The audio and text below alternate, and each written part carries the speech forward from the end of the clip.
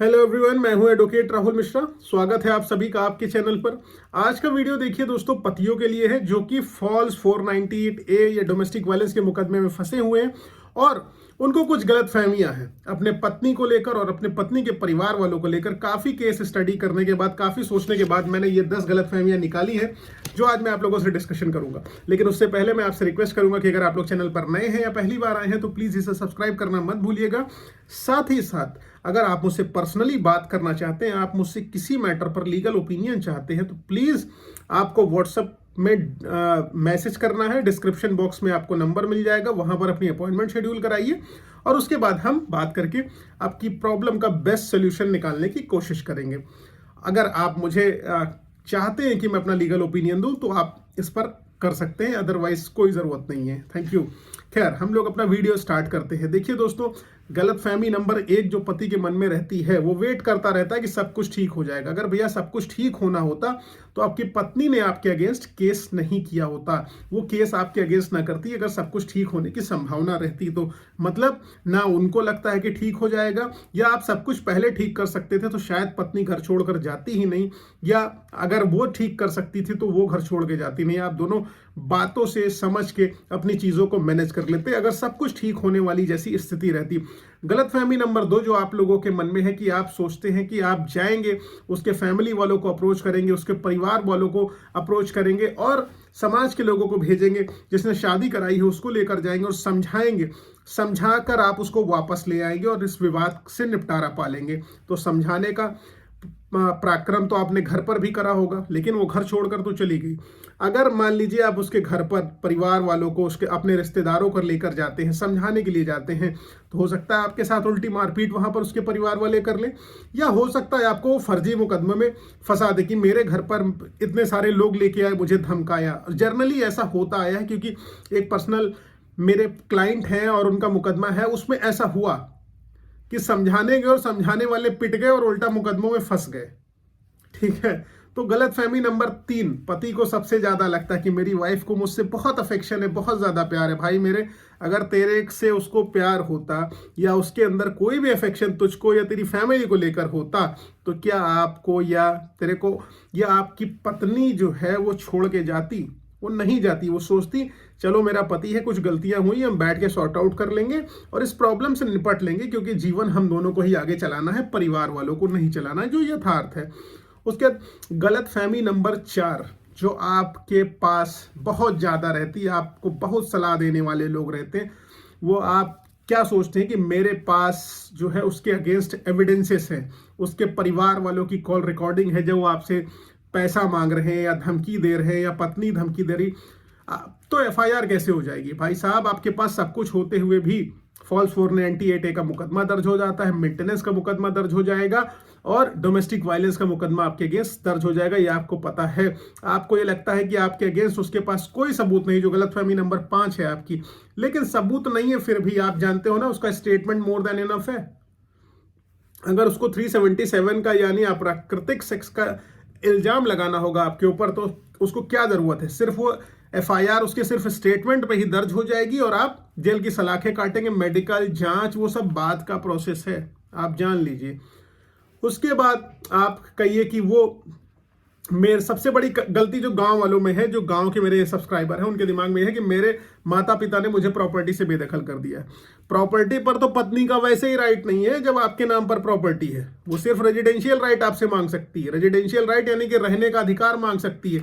अगर आप उस घर में उसको नहीं रख रहे हैं तो वो आपसे, वो कोर्ट के माध्यम से आपसे ऑल्टरनेट रेजिडेंस की व्यवस्था करवा सकती है। उसको ऑल्टरनेट रेजिडेंस की व्यवस्था आपको करके देनी होगी। तो प्रॉपर्टी में राइट तो उसका बचा ही नहीं है पहले ही, चाहे आप बेदखल होइए या ना होइए। तो बेदखली वाला क्वेश्चन अगर आपके मन में चल रहा है ना, कुछ लोग आपको सजेशन देते हैं कि बेदखल कर दो, रहने नहीं मिलेगा। माता पिता की प्रॉपर्टी में वो कैसे रह लेगी? रेजिडेंशियल राइट आप मान लीजिए उसने ले लिया, तो आप कहोगे कि भैया इनका ऑल्टरनेट रेजिडेंस हम दे रहे हैं, हमारा घर छोड़े, तो बिल्कुल कोर्ट छुड़वा देगी। ठीक है, तो don't get confuse with this thing. 7वां कंफ्यूजन क्या है कि मेरी वाइफ वेल क्वालिफाइड है, पीएचडी कर रखा है उसने, ठीक कर रखा है, कोई बात नहीं। कोर्ट कभी कभी ये कहती कि ठीक है उसने पीएचडी कर रखा है, वेल क्वालिफाइड है, लेकिन उसकी सैलरी तो कम है या आपकी सैलरी ज्यादा है, तो आपको सेम स्टेटस में रहना होगा। तो आप उसको मेंटेनेंस दीजिए। या मान लीजिए उसके पास अभी नौकरी नहीं है, कह देगी वाइफ मेरे पास अभी कोई काम नहीं है, मैं वेल क्वालिफाइड तो हूँ, काम फ्यूचर में आएगा तो मैं करूंगी, मेरे पास नौकरी नहीं है तो मुझे तो अभी करंटली मेंटेनेंस मिलना चाहिए ना, तो मेंटेनेंस यहां पर भी वो क्लेम करके चलती बनेगी। भाई ये कंफ्यूजन अपने मन से आप निकाल दीजिए। अब आपको लगेगा मेरी शादी को तो बहुत सारे साल हो गए और पत्नी बहुत दिनों पहले चली गई है और अभी तक आई नहीं, अभी तक कुछ किया नहीं तो कुछ नहीं करेगी, उसके मन में, आपके मन में ये होगा। लेकिन शादी के कई साल बाद, कई कई घटनाओं के कई कई साल बाद मेरे पास कई ऐसे केसेस हैं जो एफआईआर दर्ज हुई और मैटर अभी भी पेंडिंग है, लेस पेंडिस है, मैटर कोर्ट में पेंडिंग है, मैटर चल रहा है। ठीक है, तो ये कंफ्यूजन भी आप निकाल दीजिए। उसके नवी कंफ्यूजन जो होती है अपने रिश्तेदारों को लेकर, मतलब दीदी जीजा को लेकर के, मेरी पत्नी मेरे दीदी जीजा का नाम कैसे डाल सकती है, वो कौन है जो मेरा, वो अगर मान लीजिए मेरी दीदी जीजा यूएस में रह रहे तो कैसे नाम डाल देगी।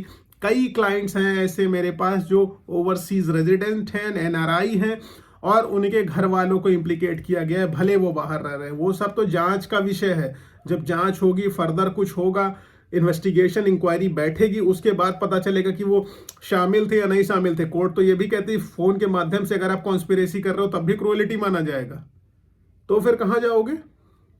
तो सब मिला के हस्बैंड को पिसना पिसना होता है। तो ये भी गलतफहमी अपने मन से निकाल दो कि नहीं हो सकती हैं चीजें। ठीक, उसके बाद जो सबसे बड़ी आखिरी गलतफहमी हस्बैंड्स के मन में, जो 10वीं मैंने अपने नोट में नोट कर रखी हुई है, वो ये, हस्बैंड कहता है मैं डाइवोर्स ले लूंगा, उसे डाइवोर्स केस कर दूंगा। अब आपने डाइवोर्स केस तो फाइल कर दिया मेरे मित्र, ठीक है, मच्छर बहुत है, डेंगू से बच के रहिएगा भैया। आपने मान लीजिए डाइवोर्स केस फाइल कर दिया, ठीक, आपने डाइवोर्स केस फाइल कर दिया और उसके बाद आपकी पत्नी क्या करेंगी, वो जहां रह रही है ना, केस वहां ट्रांसफर करा लेंगी, मैट्रिमोनियल मामले वहां वो ट्रांसफर करा लेंगे। फिर क्या होगा, आपने तो केस करा, फिर आप चल के जाओगे 500-600 किलोमीटर दूर जहां वो रहती हैं, आपका ससुराल जहां और उनका मायका जहां है, तो फिर आप फंस गए। और उसके बाद फिर क्या होगा, फिर वो 24 की एप्लीकेशन डालेंगी, 24 की एप्लीकेशन डाल के आपसे मेंटेनेंस लेंगी, फिर 25 की एप्लीकेशन डालेंगी, फिर वन टाइम एलिमनी मांगेंगी, फिर मान लो आपको डाइवोर्स मिल भी गया तो फिर वो अपील में चली जाएंगी। फिर 5-6 साल निकल गए, 7 साल निकल गए, 5 साल लड़ने के बाद भी बचा क्या आपके पास, कुछ नहीं। कपिल शर्मा ने एक शब्द कहा था, वही बचा आपके पास, ठीक है ना। इसलिए आपको जो लकीर के फकीर मत बनिए, जो पुराने मुद्दे चले आ रहे हैं कि सेक्शन 9 डालेंगे, लेके आएंगे, ऐसा करेंगे वैसा करेंगे, कुछ नहीं। Be clear and specific.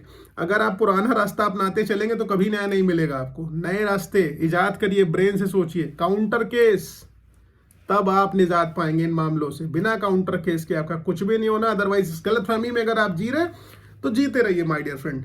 आपको कुछ लोग कहोगे कि सर ऐसा कैसे होता है, तो ऐसा कैसे होता है ना, कोर्ट में गए हैं और बाल धूप पे ऐसे ही सफेद नहीं हो गए, बहुत सोचा समझा, बहुत मेहनत करी वकालत में, ठीक है, तब बाल सफेद हुए, ऐसे नहीं हुए।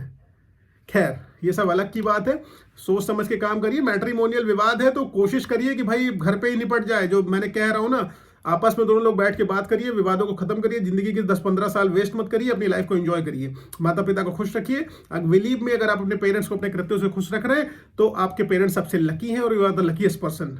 अब I have never asked my father whether you are happy from me और not, but I think my father is happy from me. Okay, तो आप भी अपने पेरेंट्स को खुश रखिए और फालतू की लड़ाई झगड़े, मैट्रिमोनियल विवाद, किसी भी तरीके के विवाद में मत पड़िए। अपने परिवार को सुख रखिए, अपने जीवन को समृद्ध बनाइए। बस यही हम्बल रिक्वेस्ट है दोस्तों कि अगर आप लोगों ने मुझे सोशल मीडिया हैंडल्स पर अभी तक फॉलो नहीं किया तो फेसबुक, इंस्टाग्राम, ट्विटर का लिंक आपको डिस्क्रिप्शन बॉक्स में मिल जाएगा। वहां पर मैं फोटोज डालता हूं और बातें करता हूं आप लोगों से। आइए, स्वागत है आपका वहां पर, ठीक है। चलिए, फिर एक बार मेरा आपको रिक्वेस्ट है कि अगर आप मुझसे पर्सनली बात करना चाहते हैं तो प्लीज डायरेक्ट कॉल न करें। बहुत सारे कॉल डायरेक्ट आते हैं, वो मेरे लिए इनकन्वीनियंट हो जाता है फ़ोन उठा पाना, और मेरे स्टाफ के लिए, क्योंकि मैं खुद अपना फ़ोन डायरेक्टली पहले जो है कोशिश करता हूं कि ना आ पाए इस तरीके से, ठीक है। अपॉइंटमेंट शेड्यूल होगी तो मुझे पता होगा मुझे किससे बात करनी है, ठीक। इसलिए अपॉइंटमेंट शेड्यूल कराइए, दिए गए नंबर जो आपको व्हाट्सएप पे है डिस्क्रिप्शन में, आप उस पर मैसेज करिए, उसके माध्यम से अपॉइंटमेंट शेड्यूल कराइए, फिर हम बात करते हैं। कोई भी विवाद हो तो उसको निपटाने की पूर्ण कोशिश की जाएगी। थैंक यू सो मच, जय हिंद।